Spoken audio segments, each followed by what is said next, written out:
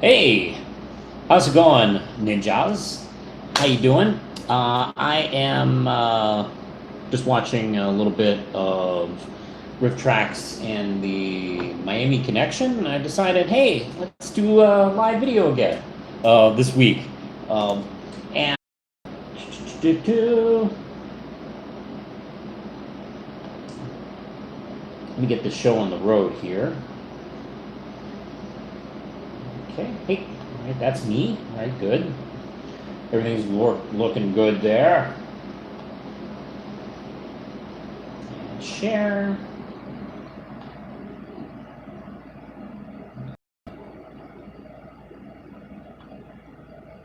Share there. Ba-da-ba-da-ba-da. Hey, somebody's already joined us. Hello, how are you today?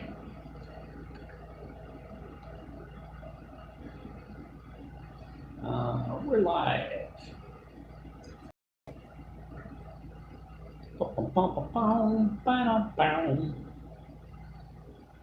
Yeah, that's a good thumbnail, me. I think that's not too bad.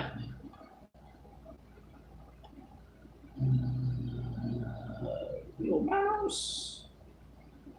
We're live. Okay.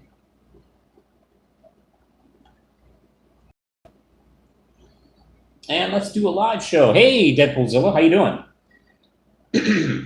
And we're going to talk about a little bit of the comic book news that's been going on this past week. There's not been too much that's been kind of blowing my mind, but there's a couple of things here and there I thought I'd mention. Hey, that's right. You're the first. Congratulations, Deadpoolzilla. And of course, I am joined off camera, as always, by Lindsay. Hello. And she's here in case I forgot something, and we'll quickly ask her opinion on or some information. Helpful. That's right. That's how we do things here. And let's see. This week, I'm going to talk about James Gunn's Suicide Squad cast. And there's apparently some story that Superman is opening up his secret identity to the world.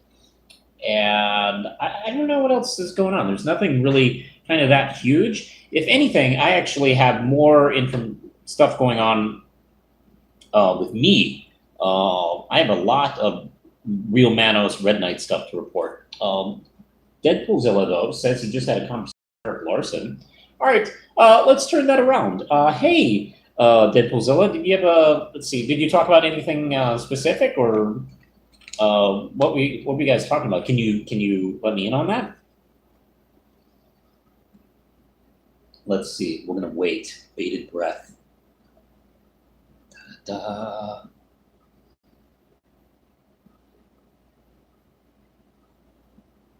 This might be something. Okay. We talked about crossovers. Oh, that's neat. Hey, speaking of crossovers, let me start with some. Actually, no. I'll hold off on that. I have some personal update stuff to talk about. We'll start with the big gun stuff. James Gunn, huh? See what I did there with the pun? All right.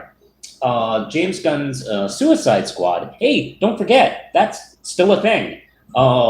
Reveals the full cast. This is from Comic Book Resources, and this news has been on Twitter. He posted this on Twitter a few days ago. And there's a lot of people in this movie. Hold on, am I in this movie? Okay, no, I am not in this movie. But geez, you can find the link. But I mean, God, there's. Of course, there's Margaret Robbie, Viola Davis from the first film. But boy, geez, there's a lot of people I don't even know. Okay, there's like John Cena and Nathan Fillion, Malin. There is Sean Gunn, who is his brother, Storm Reed, Pete Davidson, Tiger Waititi is in it, Steve Agee, Jennifer Holland, Peter Capaldi is in it. Michael Rooker, and Aldous Elba, and there's like a whole bunch of people. There's a lot of people in this movie, so that's pretty exciting. I am interested in a Suicide Squad movie. That's kind of rare. Because to be honest, I was so underwhelmed by what I was seeing with like the trailers and footage and what was going on with the first film, and I had an idea where the DCEU was at that point, so that didn't exactly entice me to go see it. Also, the director, like getting up in front of a bunch of people at comic convention to like promote the movie, said like, what was it? What, he said something along the lines of "fuck Marvel." It's like, oh, okay. Hey, why don't you make a good movie first, and then you can like say shit about Marvel. Why don't you concentrate on your little thing?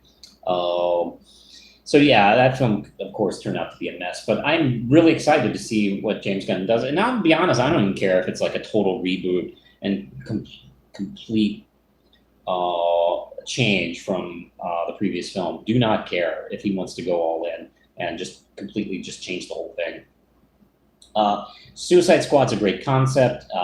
It's like a tried and true book for years, and it doesn't need to be, I don't know, as stupid and as loud as it was. So I'm kind of more confident in James Gunn doing it. It's definitely his kind of style, and he's just such a better filmmaker. Let's see. What else was going on? There was also a piece about Superman here that I had caught notice. And let me take a look here. It's something about, here it is. I'm sticking with comic book resources. And this is a story posted yesterday. Superman typically gone to great lengths to keep people from finding out that he's Clark Kent. However, December solicitations for Lois Lane #7 and Superman #18 tease the Man of Steel will be revealing his identity to the world, although solicitation for Superman 18 is relatively vague about the nature of the Man of Steel's upcoming status quo. Lois Lane #7 says he'll be aiming to reveal his secret to the world. How exactly this might pay off remains the same, but this change will likely have major ramifications for the Man of Steel. I wonder if this has anything to do with the fact that they got caught making out in public. And yeah, they do that a lot in various forms of media, and nobody seems to notice that. It was about time that eventually got caught. And Brian Michael Bendis, of course, I think this originated from him. He did this, which is pretty typical of what he does. He did that with Daredevil having trouble, keeping his secret identity. And like Superman doesn't even wear masks. So, I mean, that's going to be a little bit trickier to hold off on. Let's see. Lois Lane #7 is written by Greg Rucka. By the way, I've been really enjoying the Lois Lane miniseries from Greg Rucka. Someone wanting to kill Lois Lane must be a Tuesday is nothing new for the famed reporter, but it is because of something she knows or something she's about to uncover. Plus, the issue ties into the events of December's Superman #18 with a gigantic status quo shift for both Lois and her husband Superman when the Man of Steel decides to reveal his identity to the world. Yeah, that's a little bit of a hint of what might happen. Let's see. And do I have a solicitation for 18? Oh, there it is. Number 18, written by Brian Michael Bendis, with Superman's family scattered across the galaxy. Our hero must confront some of the greatest concerns about in the galaxy. Legendary artist Ivan Reis joins Brian Michael Bendis as they introduce the biggest change in Superman's life ever. Now, I believe like they had something like this similar in New 52 or something like that, and they were able to put the genie back in the box. I'm not quite clear, but something along those lines. So, yeah, I mean, if they're willing to go for it, I think they should go for it. Why not? I think Superman's a character you could probably get away with doing that. Although, I mean, he is kind of the archetypical superhero. He's the one we all built all this crap around. And part of that is the secret identity and him like, oh, hey, let me just go over here and I'll be right back. And, Superman shows up and takes care of everything. So I don't know. I mean, that is kind of a big deal. Now, keep in mind, this is DC Comics, who reboots their continuity every other month. So I'm not that blown away by this as much as I would have been maybe 10, 15 years ago. If this happened in 95, I'd go, whoa, this is a big deal. Now it's oh, yeah, okay. That's interesting. Let me just see what else is going on here. Yeah, I mean, that's the thing. That's one of the reasons why I still post New 52, post Rebirth DC. I feel like they've reinvented the wheel way too many times to the point where it's hard to emotionally invest myself in what they're doing. So when they do something big, it's I'm more underwhelmed or just simply whelmed. And I should be more excited about when they do stuff. But we'll see what Bendis does with this. I mean, he is kind of good at this kind of thing, so I'm very curious to see what he does with it. And yeah, it's DC. I mean, literally 5 years from now, they could have some crybaby be upset about how people make fun of him, and he smashes balls together and makes a different universe or something like that. Suddenly, the Joker is Bruce Wayne's mom. I don't know how the hell any of that crap works. So we'll probably get something along the lines like that. So, hey, enjoy this for 5 years. That's the thing. That's the thing about Marvel is that, yeah, they have a lot of annoying things they do. A lot. I'm not going to even apologize or make a case that they don't do annoying stuff. But I can kind of relate to something as it constantly sort of stays in kind of continuity. I don't know. Whatever. But I'm curious to see. I am reading Lois Lane right now. I'm not reading Superman. So I'm curious to see what that does. I kind of wish this mini-series or maxi-series was a regular ongoing. I would be happy to read Greg Rucka's Lois Lane month in, month out as an ongoing. Maybe they might pull a Marvel Transformers where they just decide to keep going with the series. We'll see. That's the funny thing about the Marvel Transformers series. It's supposed to be a 4-issue miniseries, and it was so successful they just kept going. Now Marvel would just go, okay, let's do a new number 1, and let's do a new number 1, and oh yeah, Optimus Prime got killed. Let's do a new number 1. Oh, now he's back. Let's do a new number 1. Yeah, those days are gone. So I don't know if DC isn't as bad as that. So they may, if it's successful and they keep going, maybe they'll just go at issue 13 and so on and so forth. I don't know. DC doesn't do the renumbering as much as Marvel. But then again, no one does the renumbering as much as Marvel. Let's see. Let me see if I got any opinions or thoughts going on here. Let's see. Oh, Deadpoolzilla was talking about the brief conversation he had with Eric Larson. That's cool, by the way. He wanted to do a Shazam Savage Dragon crossover. That's awesome. I could definitely see that. And let's see, Jack County back as Boomerang. I think, Jack County back as Boomerang. I didn't know his name. Capaldi is back playing the Clock King? Really? Oh, you think he is? That would be cool. I could definitely see him playing Clock King. That's a really good cast. If he's cast as that, that's a really good choice. Let's see. Nightwing says the same. Let's see. Deadpoolzilla. What is a big deal if Bruce Wayne revealed himself to the world? Yeah. To be honest, I actually agree. I think that would probably be a bigger deal because that's quite a few legal problems there. If one of the richest men in the world just suddenly revealed to the world that he goes out in the streets and beats the crap out of people. Sometimes in cases that involve his own company and stuff like that. And don't forget, he steals a lot from himself, and that's been acknowledged in canon. Like he'll create like investments and trust funds and pocket uh, accounts and stuff like that, so he can fund his work as Batman. People might not like that if they knew that. Let's see. DC is the new crossover kings. Yeah, I mean, yeah, they have been doing a lot more crossovers than Marvel lately. That's a good point. Let's see. Anthony Gucci saying, hey, Anthony, how you doing? Thanks for joining us here at the Wacky Fun Times Review, also known as the Weekly Manos. Let's see.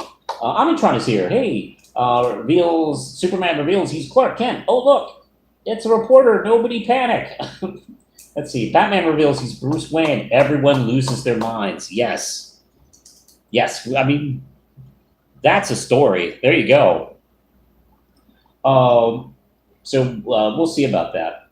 I don't know what else has been really kind of going on besides these two stories. They've been the ones that have kind of piqued my interest a bit.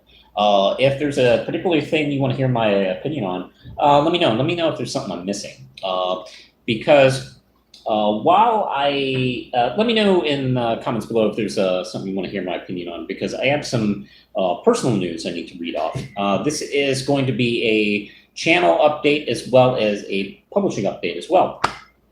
And let's get going on. And is that That's the dog downstairs. Yeah, it's the neighbor's dog.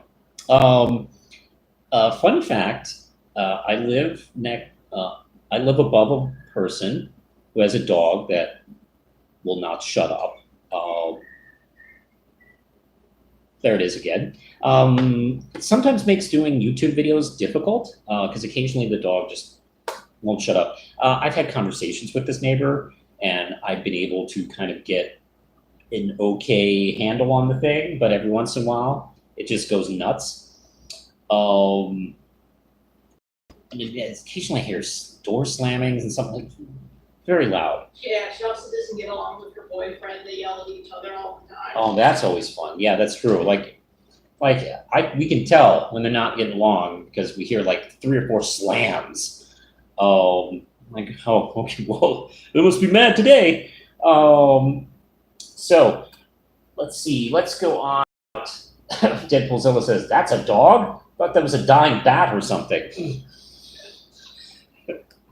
There might be a dying bat down there. Raining dog. Yes. Oh my God. So if anybody has a question about what's going on, please ask me in the live chat. Until then, I'm going to read off some news going on with the channel. And I'd be happy to report, first off, with the Real Manos channel. I am actually expanding to other channels, and I have officially joined Deadpoolzilla's comic universe as a content creator and a channel host or something like that. They recently had one of their founders, lead the channel, and Deadpoolzilla and I think it's Jay, brought in, one person of their choice, and I'm Deadpoolzilla's choice. He asked me last week to join the channel, and I'm extremely honored and happy that he thought of me that I would be a good host for the channel. Admittedly, I didn't really have too many ideas of what I wanted to do. I wasn't quite prepared. So right now, I kind of have some ideas for what I want. The first few weeks, I'm going to start off small, where I'll just be kind of doing something similar to what I'm doing now, where I'll be reacting to news of the week. And I will probably doing some form of comic reviews, perhaps some sort of twist on a couple of things I do. I might create something completely new. Now, there are some things I like that I don't talk about on my channel much because I don't have time or I just don't make the time. There's a couple of things I've been thinking about doing on the channel, on Comic Universe. we'll see. I've actually been also thinking about talking about independent comics, and I'm not talking about like IDW or Dark Horse. I mean independent comics. You know, look like me. And I thought it might be fun to maybe do a video every once in a while talking about some of my fellow cohorts out there struggling to make comics. I might start doing that if you guys might be interested in hearing about it. Let's see. So anyway, I just posted a introduction video on Comic Universe yesterday, and you can check it out there, where I just say hello. And I'm happy to be had, Deadpoolzilla. I'm really glad you asked me to do it. Next week, I should post my first real deal video where I talk about a thing. And then I'll kind of like fall into a format of things I want to do. I might do some scripted stuff. I might do more off-the-cuff stuff like I normally do. But I'm kind of like, the wheels are turning. I'm getting some interesting ideas of what I want to do. So stay tight. But in case you haven't heard, Comic Universe is a really cool channel that Deadpoolzilla is a co-host of. They talk about all sorts of geeky things like I do and stuff like that. But it's banded. I do recommend checking out their channel. They're only like a year or so old, and they've been able to like really get a whole bunch of subscribers over the year. It's been really good. I'll put a link below this video once it posts and stuff like that, or posts, after the live show is done. Yeah, go check out Comic Universe. It's a good channel, and I will be on there now, I guess. So, all right. Also, I'm talking about lots of Red Knight stuff. Okay. First off, Red Knight #1 from Manos Publishing. I just got done with the Kickstarter, and I just shipped out all the Kickstarter rewards, with the exception of 2. They're going out later this week. And the color issue, this is the first time issue 1's ever been available in color outside of the original trade. But this has even been slightly recolored. The lettering's been touched up, and it just looks great. And we're going to be adding some new things here and there. Like this one has a pinup from James Harmon in it. That really looks cool. Issue 2 is going to have a new pinup as well in the back. Let's see. I'm advertising Alec Green's, let's see, From Within trade. This book's really good. I highly recommend checking it out. And all right, now up until now, it's been just for the Kickstarter backers. All right, how do you get this? It's available on manospublishing.com September 30th. That's when we're doing full release. So September 30th, you can buy this either in print or digital. And we're going to be doing the comic as a quarterly for the time being. And actually, I already have a date set for issue 2. Issue 2 is coming out in December 4th. So you can get on that right now.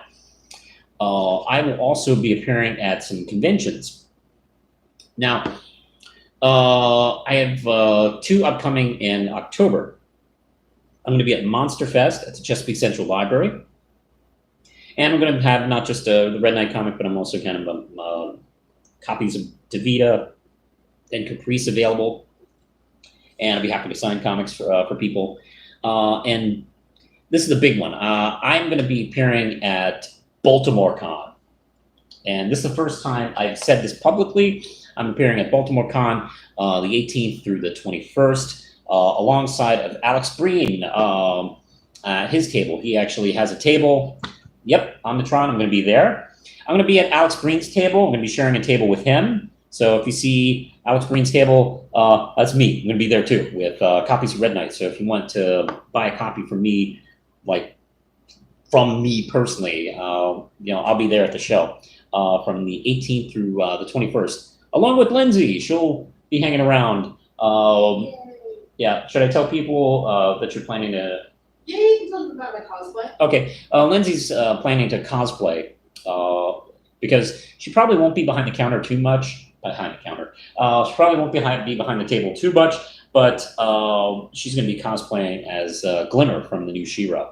We're big fans of that, and she's gotten a pretty decent costume so far together for it. Well, thank you. Yeah. And yeah, you're the first person to hear about it. Also, I just got a table at next May's Tidewater Comic Con. That's 20. So I don't even remember the date of it. So I don't need to really tell you now. It's months and months away. So May 2020, I'll be appearing at Tidewater Comic Con. I should have the first 4 issues out at that point, I think. So that'll be cool. And that's what's going on with me, Justin, and the Real Manos. Let me see if anybody has anything asking about, let's see, what's going on right here? Nothing. Okay.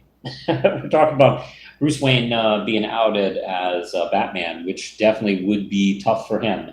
Nightwing just tweeted Tom King a few months ago if this Detective 1000 story would take place after his Batman run because of the Catwoman Doomsday Clock. His response is, I can't answer that, but maybe not. And you know what? He probably can't answer it because he doesn't know. A lot of people, a lot of that stuff is up in the air. So sometimes these writers don't know what's going on. Like, okay, I hope we know what's going on. Let's see, the book the Doomsday Clock has been like very late on a lot of, quite a bit. So I think it has hurt a lot of promotion, a lot of momentum that they had going on with the DC Rebirth. Nightwing says he loves his response. I got to meet Tom King before he started writing comics. Actually, when I was with Primal Paper Comics, I was appearing at Virginia Comic Con, and yeah, he was right next to me at the table, and he was also. Let's see. Hold on. Let me get this copy here. Oh no, it's about to get dark. Oh no. Oh boy. Let me get this thing here. Okay. Let me come back over here. Oh, it's still dark. Oh, it's scary. All right. Here we go. And let's see. All right. Yeah, so we were all day sitting next to Tom King, pre-comic book legend and decisive figure, Tom King. And let's see, he was selling, not comics, he was selling this novel that he wrote, A Once Crowded Sky, which, by the way, I do recommend. This is a really interesting book. It's about a superhero universe of his own creation. And before the novel starts, we're dealing with a superhero universe where everyone lost their powers due to some huge catastrophe and event. And the book is about the fallout of all that. It's a really interesting book. It's a really nice guy. Actually, he bought, I can't remember if I sold him or traded. I did buy this. So I think he bought copies. Tom King owns copies of Red Knight, by the way, guys. And let's see, he signed this right here. Justin, write it good, Tom King. I think that's probably the best advice I can give writers. Hey, Justin, what do I do to put my script together? What do I do as a writer? Write it good. There you go. The end. Anyway, I hope I get to see him again one of these days. I doubt he'll remember me because that was like 2012, something like that. 2012. let's see. From what I see in him, he seems like a nice guy. He's totally the real deal. And I hear people discuss his work in there, and I hate it when people bash on him personally because he doesn't deserve it. He's a really cool person, so he doesn't deserve that shit. If you don't like his take on Batman, okay, fine. There's been worse takes. Um, like I'm not particularly happy with what's been going on with Wally West, but good lord, I mean, it's a story, man. Deadpool Zilla says, "I'm jealous." Well, uh, I did. I did recall the story to make you jealous specifically, so it didn't work. Um, but let's see. I've met a couple of comic creators over.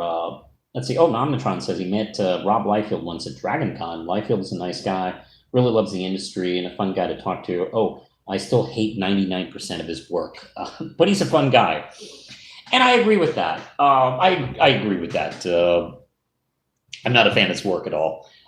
I'm bewildered at his legendary status, but yeah, look, he enjoys what he does.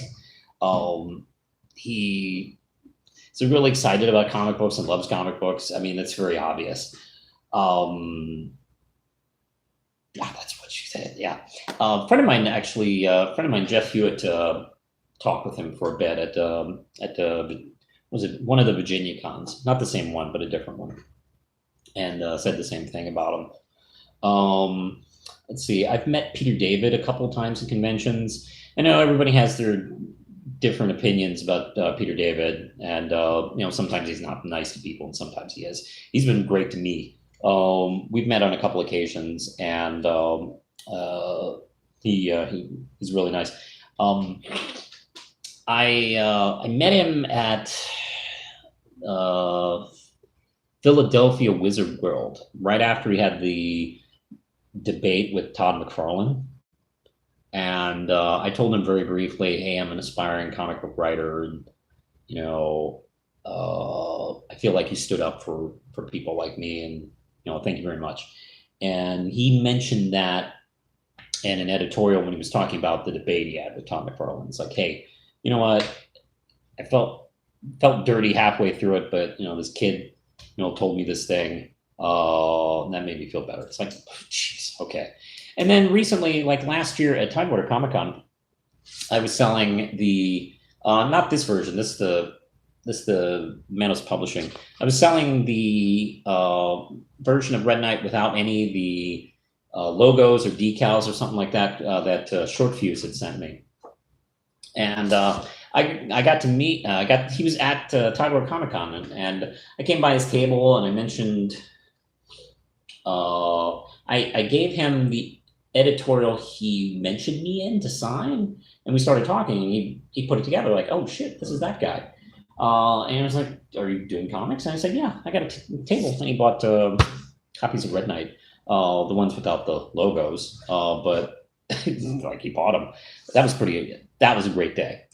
He also, by the way, bought a Tom Servo from Lindsay, which was nice. Lindsay had a stuffed Tom Servo on her table, and he walked by, he saw it and focused on it and bought it. And what's funny was Lindsay's never seen what Peter David looks like, so she didn't know until he left. Yeah, he was nice. Yeah. And then he had it sitting on his table the rest of the convention. He did. Oh, that was pretty awesome. And those are a few run-ins I've had with comic creators. I did run.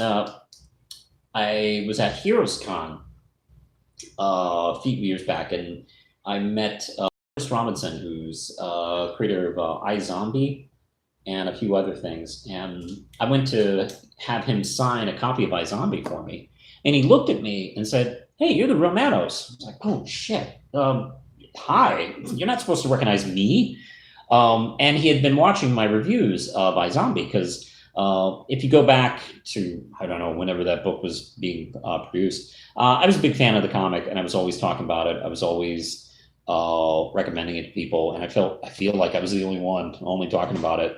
So it was on his radar, and he was watching it, which was pretty cool. let's see. Greg Cabolo, Nightwing 4077 says, Greg Cabolo once choked me with permission for a photo. LOL. Good. I'm glad you gave him permission to choke you.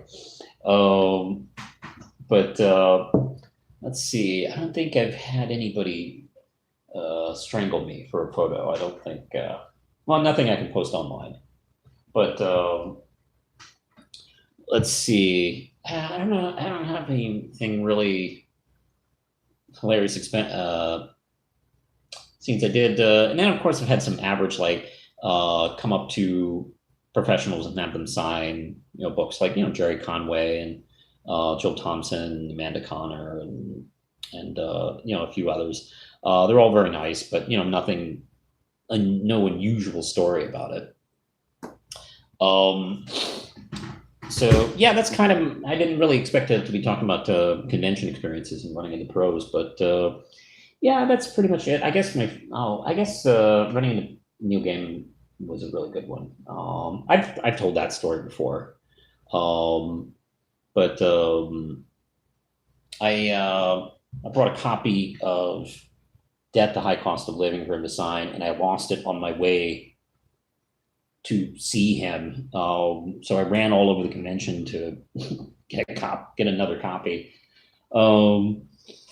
And he was just a really sweet guy. Because I told him, because I was like out of breath when I got right back in line. The person ahead of me was like very kind to keep my place. Didn't know her, but she was nice enough to like hold my place. And I ran back and I just like, kind of like told her like, oh, went over here, went over there, went over there. And then he was listening to me the whole time. So, he was kind enough to write on the comic like, hey, Justin, don't worry about it. At least you're not dead, Neil Gaiman. So, very cool guy. Let's see. Deadpoolzilla says, I got to hang out with Peter Tomasi and Danny Cates. Cool. Really nice guys. Cates was also happy to have a fan, since a lot of people were shitting on him all day. Yeah, look, having a fan tell you you're cool, not bad way to ease any shitty thing that might be happening to you. Omnitron said, I did manage to meet George Perez. Very, very impressed. Well, as told him my favorite work he did was JLA Avengers. Let's see, he did, and let's see. And he did something I never thought he'd do. He drew the Superman S for me inside a Cap's shield. And yeah, I've heard stories that he is really sweet and lovely when talking to people. And that's really cool. That guy's awesome. He was, by the way, fun fact, McFarlane debate, George Perez was the debate moderator, and Todd McFarlane was going to do all this shit. Like, he was going to have like cheerleaders and a guy in a Bad Rock costume, and I think he was like gonna. He had trunks to look like Rocky, and he was gonna, I don't know, jump around or something like that. And George Perez got wind of that and said, "No, look. You got me to moderate this debate because I actually have experience in debate moderating. That's not how debates work. You either do this or we don't, or we go home." He like stomped his, put his foot down on that. So the cheerleaders and the guy in the Bad Rock costume were in the hallway, kind of looking like they had nothing to do. That was kind of an interesting thing to observe. Let's see.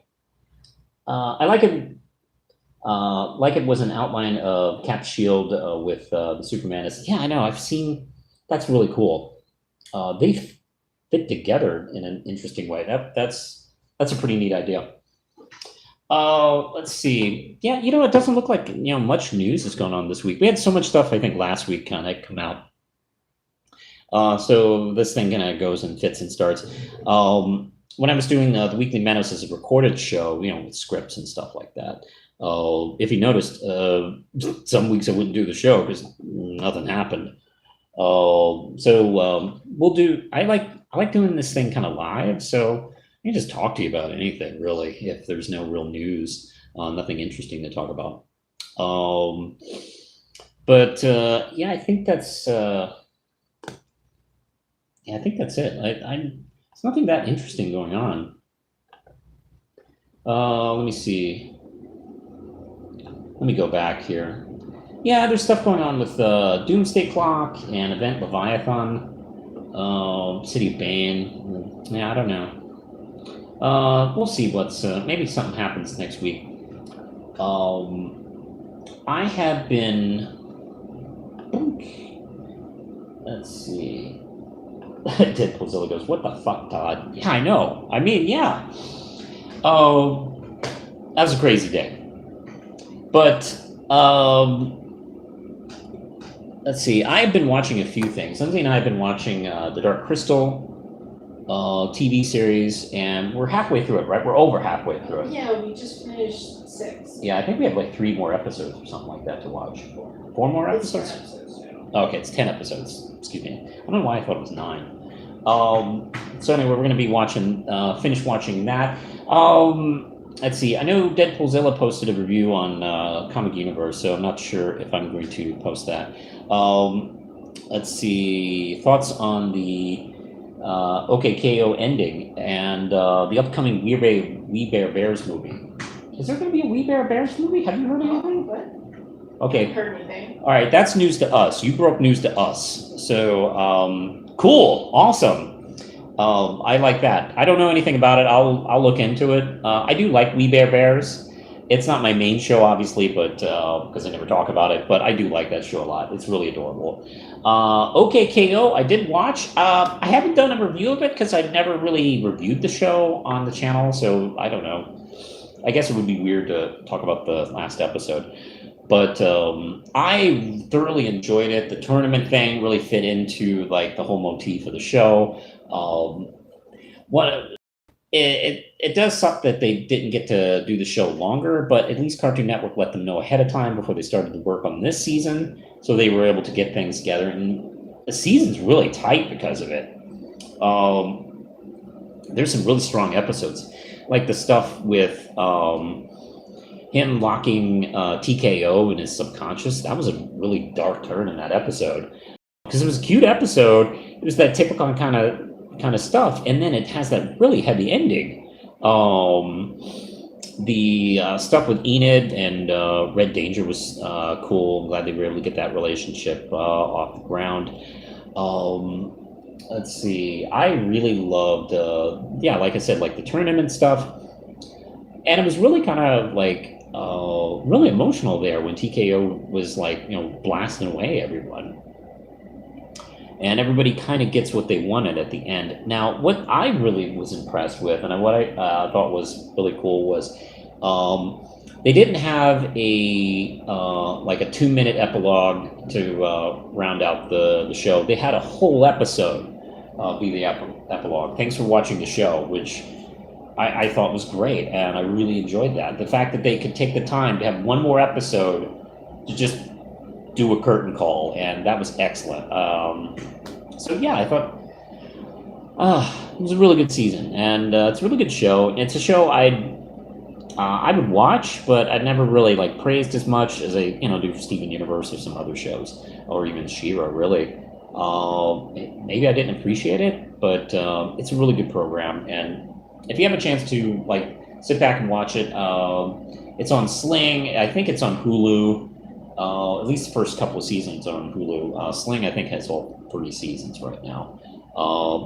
And of course, it's on the Cartoon Network app. If you can get that, go check it out. It's a really fun show. Let's see. Deadpoolzilla asks, what do you think of Mau Mau? What do I think of Mau Mau? we're kind of fans. To be honest, before we saw the show, we were fans because Cartoon Network was playing clips of the show, and I instantly fell in love with it. The first episode, in case you haven't seen the show, the first episode of Mao Mao Heroes of Pure Heart is available on Cartoon Network's YouTube channel for free. You can watch the first episode there. Just search, Mao Mao first episode, Cartoon Network, something like that, and watch it. It's great. It's that anthropomorphic stuff, and it's interesting. He and Mao Mao and Batchclops are like heroes who are out to prove themselves, and while fighting like these sky pirates, they accidentally endanger a small like kingdom called Pure Heart, which was under protection of a force field that kind of kept them guarded, pretty much like Wakanda, and they break it and they are now vulnerable. So Mao Mao decides to stay and protect this place out of responsibility. And they take on a new pupil, Adora Bat, who is this. She's an adorable bat, but she has one wooden leg. Yeah, she has a wooden leg. She's a cute, adorable bat with a heart on her chest. And she's bloodthirsty. She's a murderer, if. She's got a cave full of bones. Yeah. It's a great show. The action's really well produced. It's a beautiful looking show, and the comedy's really good. I recommend it a lot. I think it's really enjoyable. Let's see, Rockman. Hey, Rockman. Excited for the Mandalorian. Funny how they both had Carl Weathers and Billy D. Williams in Star Wars. I used to mix them up as a little kid, as they're both suave and mustached. Yes. Let's see. I used to do that too as a kid with Tom Selleck and The Time to Make the Donuts guy. What is which? So yeah, it is cool that they're back and they're both in Star Wars. That's pretty fantastic. I hadn't really thought about that, and it's like, yeah, that's true. They're both back. I am looking forward to the Mandalorian. I am. I don't know too much about it, and that, to be honest, I've decided to avoid too much discussion about the show because I kind of want to go into it cold. I know I've been told that Boba Fett is not the lead character, which is disappointing because I kind of was looking forward to seeing him do a thing, like anything, really. But I guess we'll have to keep hoping in the future someday we'll see Boba Fett do something. But let's see. Yeah, I'm really interested. I've decided to get Disney Plus because, Jesus Christ, could they stuff more awesome crap on this thing? I mean, I'm not made of stone. I'm gonna have to watch this stuff. They announced all of the Disney afternoon shows will be on, including like gargoyles and stuff. Those bastards. So there's all of that. All of our childhood stuff is on there. It's because the childhood stuff they didn't make themselves, they bought. So everything's on there. Yeah. They also have all the old Marvel shows. Geez, they have like Spider-Man is Amazing Prince. They have the old 1979 ABC Spider-Woman show. They have like the 90s Spider-Man, the X-Men. They're even putting, from what I understand, the Avengers Earth's Mightiest Heroes on their play. And I never got to finish that. I was watching that on Netflix when it went off, so I've never been able to complete that series. So it's like, damn, now you have everything. Just flaunting the fact that you own everything, Disney. That's not funny. So yeah, I'm looking forward to seeing that. Let's see. Omnitron says Hammer of the Gods will drive our ships into new lands, fight the hordes, sing and cry. Hala, I'm coming. Deadpool Zella says, Mama kind of reminds me of Darkwing Duck in a strange way. Yeah, I've been thinking about that. It kind of reminds me. If you haven't seen, for those of you who haven't seen Mao Mao, imagine Darkwing Duck invading the Care Bears show. That's pretty much Mao Mao. Because the citizens of Pure Heart are these like adorable chibi size creatures that can't protect themselves at all. They're pretty helpless, and it's kind of hilarious how amazingly helpless they are. Like they would die just randomly without him being there. Let's see. Deadpoolzilla says they announced Disney Plus will have the Fox Marvel cartoons. Yeah, I mean, I don't know if they'll have them all, but good lord, they have a lot of these old Marvel shows. Omnitron says, speaking of Sword and Sorcery, Marvel is doing a new Conan arc with Conan teaming up with Moon Knight. I just saw that earlier today, actually, and two other Howard characters, Solomon Kane and the lesser-known Dark Agnes. Oh, that's cool. Hey, look, if you can get that Howard stuff, do it. And that actually kind of makes sense, with Conan there. Thoughts on X-Men, the animated series? I enjoyed the writing, but the animation didn't age well at all. The animation, look, I was in my when that show came on, and there were fans who were like feuding, like because Batman the animated series and the X-Men animated series came on almost at the same time, within a few months of each other. And of course, DC Marvel fans have to fight about everything. And I was kind of Team Batman because it's better. Like, the animation is gorgeous and fluid, where the voice acting was great. The writing was really top notch and very adult, especially for that time. I can't stress to you how bad superhero cartoons were through the 60s, through the 80s, up until Batman. I mean, it was very different. And X-Men, the X-Men animated series, the acting was by 3 people. The animation wasn't great. The colors looked bad. They tried. They incorporated, and they got smarter and smarter about incorporating all the more serious tones and storylines from the X-Men comics. That was probably the smartest thing they did, which definitely elevated the show. And they created this cool kind of like ongoing storyline in it. But it doesn't look great. And some of the writing here and there is not the best, and particularly like the scripting, not so much the storytelling. The storytelling was mostly really good. The scripting was just a little cringy here and there. Is that weird transitional from Spider-Man and His Amazing Friends to Batman the animated series. And within a few years, this kind of thing happens. So yeah. Okay. What do we got here?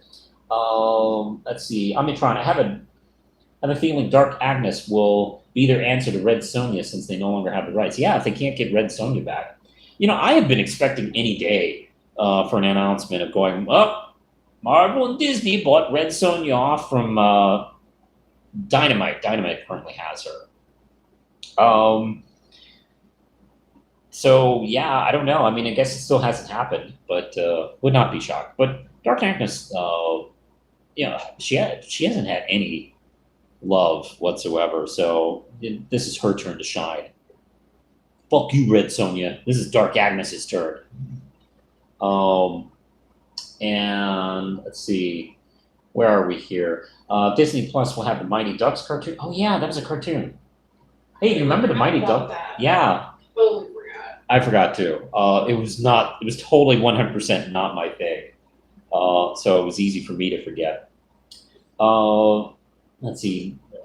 Omnitron says Mighty Ducks is a cartoon show that needs a reboot. I mean, yeah, what the hell? Why not? Let's see. Deadpoolzilla, gonna be real here. Okay, gonna be real. I personally think Gargoyles is better than Batman the Animated Series. Whoa, that's a bold statement. I won't die on that hill, but it's a strong show. Bizarro Critics. Oh, hey, Bizarro Critics here. Hello, Bizarro Critic. How you doing?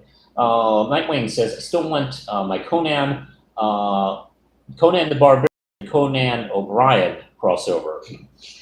I can't believe that hasn't happened yet. Omnitron says, ironically, Dark Agnes is a lot closer to Robert E. Howard's Red Sonja, who was a pirate swashbuckler. Oh, that's cool. I'll be honest, I don't know shit about Dark Agnes, but if that's what she is, I like it. I could go for that. I could go for a pirate swashbuckler character. Hey, when have we had that? No, we haven't had a woman character like that lately, anyway. So yeah, I'm into that. Let's see. Dark Agnes is a French swashbuckler from the 17th century. Holy shit! I love that idea. Actually, have a comic I'm trying to get off the ground that's kind of like that. Yeah. Holy shit! Well, I might. Hey, I'm trying. I think you just sold me on the character. I'll definitely check that out. We'll see. I don't know, what their plans are. I guess she's like in the modern. I guess she's flung forward into the Marvel present. I'd rather her stay in her time zone, but okay, whatever. Red Sonja was also in the 17th century. She was 17th century? Let's see. Marvel's Red Sonja was more or less. Just interesting. Okay. It was more or less just the name of Red Sonja spelled differently and everything made up from the ground up. Oh, I didn't know that. I'll be honest. The Robert E. Howard stuff is not my strong suit. I barely know anything about his work. Let's see. Marvel did. When did Marvel get Solomon Kane? I think right around the same time. I think I think they were bundled together. Whoever owns the rights, like, hey, you can have Conan and you can also have Dark Agnes and Solomon Kane at a low price. Marvel's like, okay, cool, wrap it up, we'll take it. So I think that's exactly how that went down. Bizarro Critic says, hey, did you finally get to did you see the final episode of the season finale of DuckTales Season 2. Yes, I watched it last night, actually, and I thoroughly loved it. I love this DuckTales reboot. Since episode 1, I've just been completely sold on it. I was sold when people said David Tennant was going to be Scrooge McDuck. That was an easy sell to me. And then the show is great. This season has been fantastic. I don't think there was a rough episode at all. The stuff with the moon people and the invasion is great. I laughed my ass off for a good while when Donald Duck shows up. He had been marooned on an island, and he had constructed a Mickey Mouse head out of some watermelon to keep him company and doing the voice. Holy crap, that was really, really funny. Let's see. Glomgold is just priceless. Of course, Darkwing Duck is back. Kind of slowly getting back and becoming like, the hero we know of. It's just great. This show is just like top notch. So anybody tells you like cartoon reboots are terrible and crap, you tell them shut up. DuckTales exists. Probably the closest thing we'll ever get to having Mickey in the series. Probably. I swear, I feel like Mickey made a cameo in the old DuckTales show. I know they're not going to be using him in in this current show, so that was really funny. Look, he exists in that universe, but he's just not going to set foot in it, which is fine. To me, Mickey is more of a corporate logo than he is a character. Like Donald and Goofy are characters. I actually prefer Donald over Mickey, frankly. Let's see, he made a cameo in the Goofy movie. Okay, by the way, like the plans are to like bring all the Disney Afternoon characters into DuckTales, and we'll see. I'm told we're supposed to see Goofy at some point. I think we'll probably see a Goof Troop version. I think that's the plan. I don't know. Let's see. He made a cameo in the Goofy movie. That's the only one I've seen. Yeah. I mean, that's typical. Yeah, Mickey doesn't have to work. Let's face it. Oh, are we getting the Goof Troop version? I think. Don't quote me on that. But I feel like that would be more in line with what they're doing because they're bringing back all the Disney Afternoon characters in this new DuckTales reboot universe. So I imagine that would be the specific one they would use. It just makes the most sense. Let's see, Tailspin apparently more of a sequel than a remake in the show. Let's see, Amitron. Ever notice Donald and Goofy are more interesting than Mickey? Donald is raising his nephews. Goofy is a single dad. Mickey needs to grow the hell up. That's true. And put on a shirt. And tell that girlfriend of yours to put on a top. I swear to God, two like shirtless mice running around. It's indecent. But yeah, isn't that funny? Like maybe it's because I have a theory on that. Like long ago, Mickey became kind of the symbol of the company. So when you're the symbol of the company, I don't know. I guess there goes that pressure of being like perfect and don't want to get too controversial to upset people. So hey, that stuff can be pawned off onto his supporting characters, Donald and Goofy. So that's why I feel like they've been the more interesting characters over the generations, really. I mean, not just recently, not just the 90s. I think all the way back in the 50s and 60s, they were more interesting characters than Mickey. And, they're the ones who get to do things, and they're the ones who get to have families and interesting stuff. Let's see. Yeah, Omicron. I mean, what does Mickey have? I know. Also, Deadpoolzilla says, also, it took me by surprise that they revealed that Donald is getting mental therapy and totally normalized it. I know, isn't that great? That was amazing. They also did that with Mau Mau, too. Okay, he went to a therapist. Yeah, and he's going to continue being with the therapist. Yeah, so see you next Thursday. Yeah. That's awesome.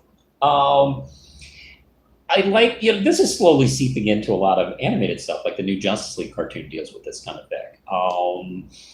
That's really cool because that's something that is completely new territory. Let's see. All right. Hey, it is, oh my God, it's already midnight. I didn't think I'd have enough stuff to talk about, really, tonight. All right, hey guys, I'm gonna have to go. The old battery indicator on the wall says it's almost time to close up shop here. So I'm gonna close up shop here. Thanks for joining me here at the weekly Manos live show. And this is my wife, Lindsay.